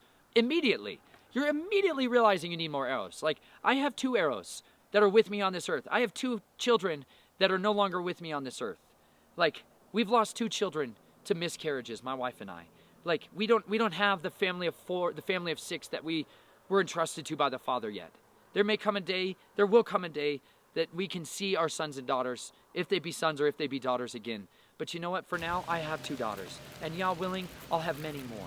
And you know what? Many families out there have lost sons and daughters to miscarriages. Lots of them, in the last 2 years in particular. And you know what? We can now grieve with them and love on them and serve them in any way that we can, because we can sympathize. My wife and I can empathize with women and husbands in ways that we could not before. And it is a brutal reality, but it allows us the ability to minister and serve people in a way that we couldn't without that experience in our life.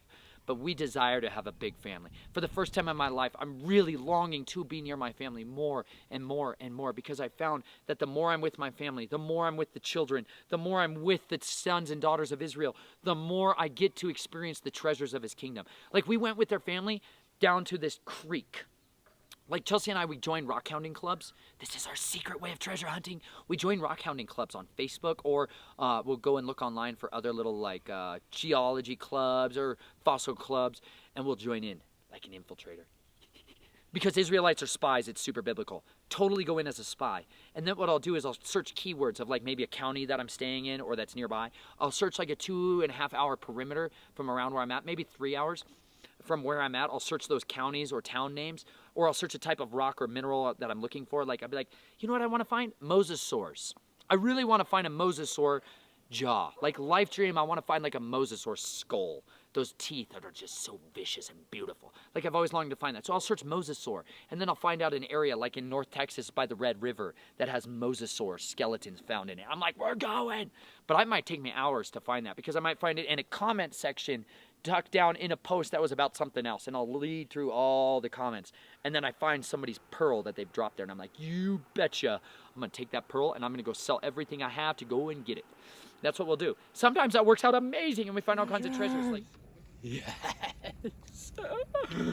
Seriously, y'all, there's treasures all around. Look at, you just crawl along the ground, and you find treasure. It's awesome. Totally worth heat stroke. This is what heat stroke should be all about. What should this should be Man, for? if only you were a Lennonite, you'd be a survivor right now. There's not a lot of places for full immersion right now, so we brought a jug of water. But it's just relentlessly treasure-filled. So nice. They're so pretty. It's so fun. treasures. Like, we went to the Red River, in that place where the mosasaurs were, and we thought we were going to find all kinds of amazing fossils. And we found some, but not many.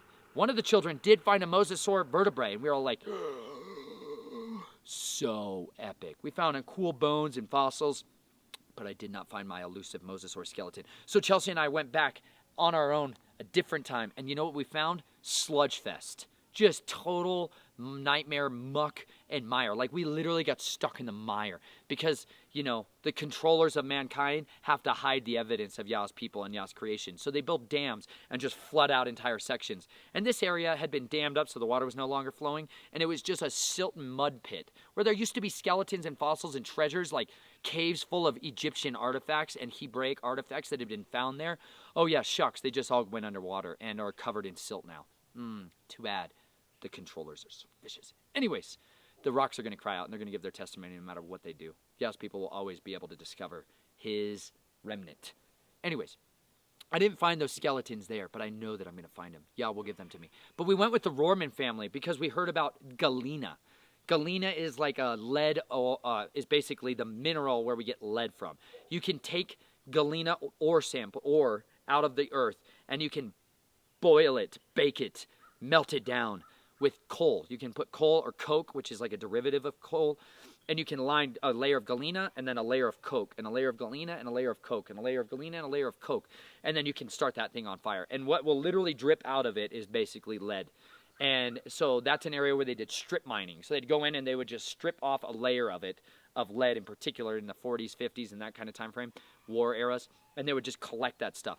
Well, where there's galena, there's also these other minerals that come along with it, and those were the ones I was on the quest to find. Because I love heavy, dense metals like galena. I really want to find galena. And I didn't find it, but the little boy did. Judah, the young man, I should say. Judah totally found some beautiful specimens of galena, and they're so dense and they're so heavy. But we found this creek where people said they had found specimens and stuff before on one of these Facebook, YouTube groups. And so what I then go on to Google Earth, and I look for the creek, and a creek that has a convergence point where two bodies of water are coming into it, and there's a road where I can park next to it and walk there with my family because I still have young families. And that limits my search areas. I can't go do the 6-hour hike into the forest to go find these treasures. I got to be able to find it within about, 400 feet from a road because I've got wee ones. And so did they. But you know what? As we went there, I brought my snorkel and goggles with me because I always do. And there was this beautiful, clear creek flowing this way. And then there was a little tributary that was feeding into it. And you know who found the first beautiful crystal of joy? Yehuda. Show us what you found. Look at that. Show us, Judah. Show us. Come show us. Look at that. That is Oh my. Wait, hold still. You gotta hold still. Was it in I the seen it water? reflecting over there. Yeah. Turn it around slowly. How small is that minnow I found? Keep turning it. It's one Oh, of the smallest you'll ever see. amazing, Judah! Nathan, look at this. Look how small that is. It's a minnow. Really tiny. Put on my snorkel and my goggles. Well, he found it first in the rock face, right by where that creek was feeding in, and he pulls out this purple and green and clear aqua-colored crystal, and it looked like a glacier had just dropped a sapphire right there for him, and it was calcite, and it was so beautiful. I was like, I want to find a whole lot more of that. And so we started ravaging that little hillside. Come here. Look at what Judah found, and look what I found right next to it. Look. Look at this. No, don't use your pick. You're gonna crack the crystal. They're so delicate. This is calcite, and it's very delicate. You want to dig around it if you can with your hand. Try to release it. Guys, another one. Wait, not Oh my gosh. Oh my gosh. Ah! Look at Judah's. Chell, they're stuck in the bank. Look at Chell. Oh Patrick, How is this not eroded down into the river though? this is amazing. They probably have. They're just going to be hard to see unless get the snorkel. If you want to get my snorkel and goggles, guys, you'll be able to find them in the water. Can I use them? Yes, but you got to go get them. So nice. Oh man, they're in a honey pot.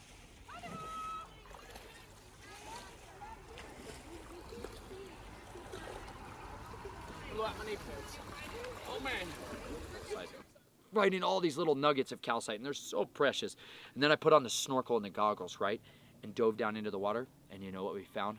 Blocks of it like this big, and you're like, yes! There's nothing more invigorating in all the world than when you start finding treasure like that. You're like, oh yeah. And then I get into this frenzy addict-like phase where I'm like, I'm finding the treasure.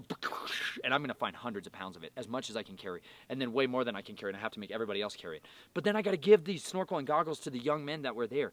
And I got to give them to Judah, and I got to see what happened to him when he put those snorkel and the goggles on for the first time, and his brother. And you're like, they were in the water for the first time finding treasures. Like they were finding crystals like this big and seeing fish. And this is why I love snorkels and goggles, because they open up this whole other world that you cannot see if you just stay up here. But if you immerse yourself and you put yourself in it, you find the best.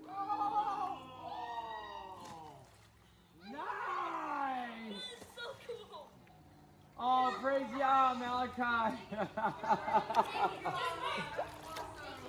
Oh, crystal. Here, no. Let me see it. Let me see that thing. Don't set it in the water. Bring that here carefully. That's amazing. Oh, buddy. Cool. Dad, now Look at Nay. I found 4. Nice. Be Look. careful. This is his treasure. Did you find one? Hey, definitely need 2 minutes of the goggles. Then we're going to swap. We got to make sure people get turns. Oh, yeah. You gonna get it out? This is great. You need help? Here's a crystal. You need help? Chelsea? Totally did. And it was so invigorating to get to see their family get to celebrate and rejoice in that wonderful time. And all their family was together. And it wouldn't have happened if we didn't have children. It wouldn't have happened if we were all off working in these other ways and jobs and we were gone and away from our families and scattered abroad all the time. None of that would have happened. We went during school hours. You betcha. Because you know what's so great about raising your own children? You are continually giving them the education. Good tactic. He's good at that. Oh, he's strong. I got him. That's pretty easy. Yeah, you did. He was right behind you. For a second I started moving. A joke I was like, Oh, he's so beautiful. No, I was like, he really is right behind you. See, I don't. Wow, he's beautiful. Oh, man. Nay, feel him. He's so lovely. Wow, good catch. You want to see the prettiest snake? I just saw it, but it went back in there. Oh. Living alongside them and showing them how to live. Show them how to be a mother. Show them how to be a father. You gotta stay back because this is a septic splash. Come on over here. I should really have some safety glasses on. Well, just put your readers on. Yeah. Live dangerously is what I've been told. Someone should totally make that into a motto. Yeah. oh, Zadala.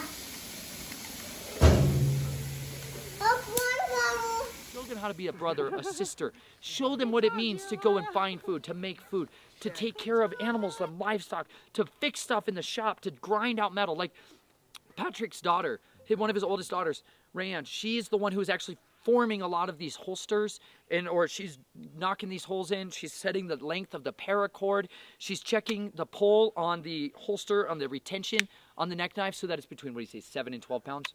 7 and 12 pounds, I think. She's the one who's doing that. So like if you get one of their knives, like his family was participants in that process. Like they all are needed collectively to be able to ensure that the family is able to be sustained. Everyone is needed. Everyone serves a purpose.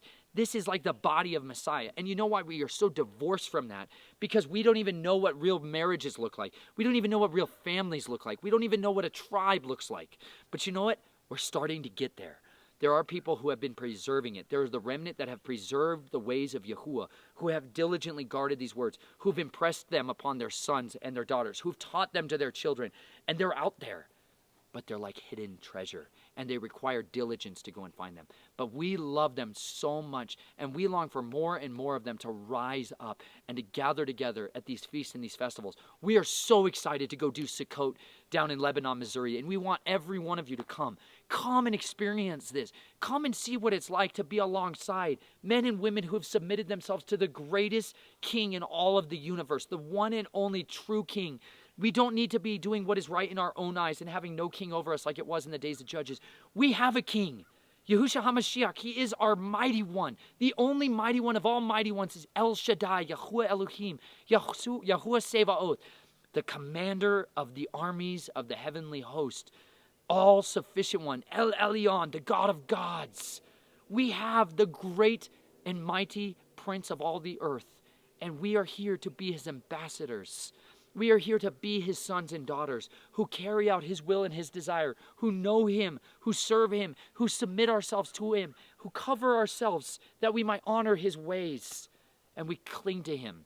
He is our rock. He is our defense. He is our shield. He is the only one in whom we can trust. And I assure you of this, go into the wilderness with him. Go and follow him out of the ways of the world and into the ways of righteousness.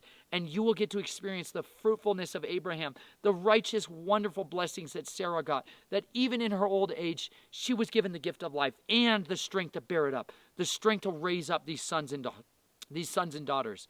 I pray that you would be valiant to do this and to follow after him and to dispense this word to everyone you can, because that is the third point of the linen railroad.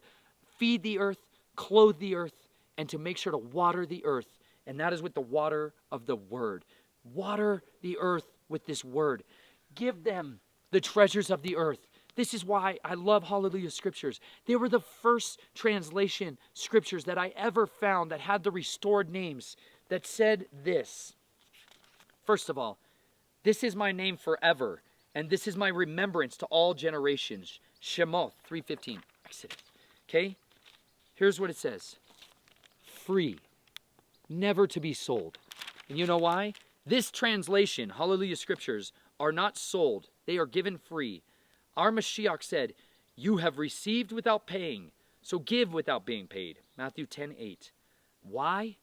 Because he gave his all. He gave his high life on the cruel stake in order to save us from all sin, to redeem us from all lawlessness. Special thanks.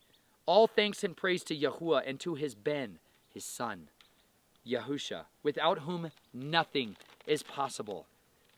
This is a people, teams of people who are out there today laboring diligently to make sure all the earth can get a copy of his word, working on translations into different languages, like the Spanish translation, who are making a waterproof Bible. You know why they made their waterproof Bible, like the one that I discover or uncover when I'm doing these Nature Nate treasure hunts now? I found a pocket. It's a little bigger, so I've been digging down in here. Okay. I found this whole other area, and it's just got crystals. So many crystals. Oh, see, if you really gotta look and check closely. Under each of these.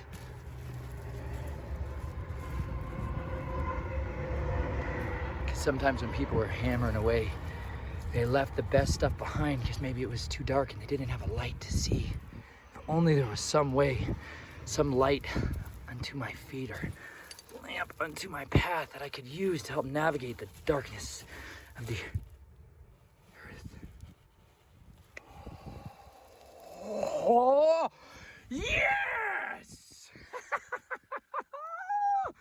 The light into my path! I knew it was out here. Oh, we give thanks to you, O Elohim. Oh. We shall give thanks, and your name is near. Your wonder shall be declared. When I seize the appointed time, it is I who judge in uprightness. The earth and all the inhabitants are melted. It is I who balances its pillars, Selah. I said to the boasters, do not boast, and to the wicked, do not lift up the horn. Do not lift up your horn on high. You speak with a stiff neck. For exaltations are neither from the east, nor from the west, nor from the wilderness. But Elohim is judge. He puts down one and exalts another. For a cup is in the hand of Yahuwah, and the wine shall foam. It is filled with a mixture, and he pours it out. All the wicked of the earth drink, draining it to the dregs. But I declare forever. I sing praises to the Elohim of Yaakov, and all the horns of the wicked I cut off. The horns of the righteous are lifted up. Blessed be the creator of the heavens and the earth. Do you know why they do that? Because it's illegal, like today in Saudi Arabia. If you want to smuggle Bibles in to Saudi Arabia and you're caught, you're executed. Okay? This is the same Saudi Arabia, by the way, that we supply billions of dollars of financial and military aid to. Consider it strongly where your money goes. That same country where we're giving that money to will execute people that bring this book in to distribute it out to others who have a desire to read a book. They're not doing that to people that are bringing in copies of the Quran or the other sacred texts of other religions that are out there, but they're going to do it to this one. And you may think that's just something that's going to happen over there. But like I tell you guys in my Becoming a Gibborim series, why I'm trying to teach people an understanding of thinking about how to operate in a black market economy or a gray market economy, or how you guys need to be considering what it's like to be a smuggler, and maybe you should go learn trades and skills like how to drive in off-roads or how to wander through wilderness, how to drive ATVs and dirt bikes. Like I had a crash course for 7 days with some of the best off-road racers in the world, learning how to do that, because I'm like, you know what we're going to be doing with this? We're going to be smuggling Bibles with these super fast little quads and ATVs and dirt bikes. We're going to have Bible smugglers and people smugglers getting this stuff out all over the world. We better learn this skill set. Like, this is my great desire, is to make sure the whole world gets the water of the world. They made waterproof Bibles so that you could bury them in the earth. You could bury them in rivers and creeks, and you could hide them in mud pits, and that you could just put a stash away for someone that they may come and find it. Like, I have the Nature Nate treasure map. I haven't published it because nobody's cracked the code. Crack the code, y'all. Memorize Psalm 119. Real simple. The treasures of the earth are going to come exploding when you memorize Psalm 119. I can't even tell you enough. Do it. Memorize Psalm 119. Wait till you see the treasure that I give to the first young man or young woman who memorizes the Torah, or the entire Old Testament, or the New Testament.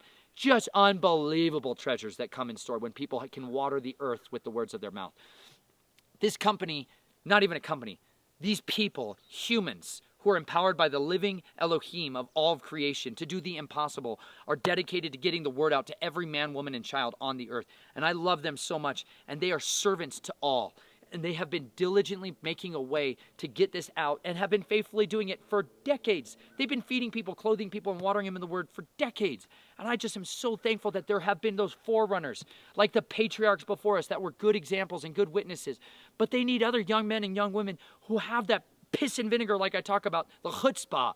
They have their testosterone, their manliness, their womanliness, who are willing to lay down their lives in all sufficient pursuit of Yah's kingdom and making sure that everyone has access to this book, because this book is life. This will sustain them, this will nourish them, and this will give them a relationship. This will help them understand who is Yahuwah, who is his son, how do I know them, how do I walk in his ways and do what's pleasing in their sight, how can I be granted access into his kingdom forever.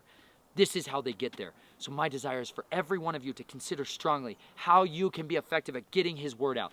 Get his word out every chance you get, everywhere you go, no matter who you are and who you think you are. Yah made you for a purpose, and that time is now. You were born for such a time as this. And this is your time to seize the opportunity while it's still available and readily accessible to get your hands on copies of his word and disseminate it out. Go bury them in the forest. Go hide them in the sand dunes. Go scatter them abroad to all the earth. Make sure that those are living witnesses are preserved so that Yah's people can know his name.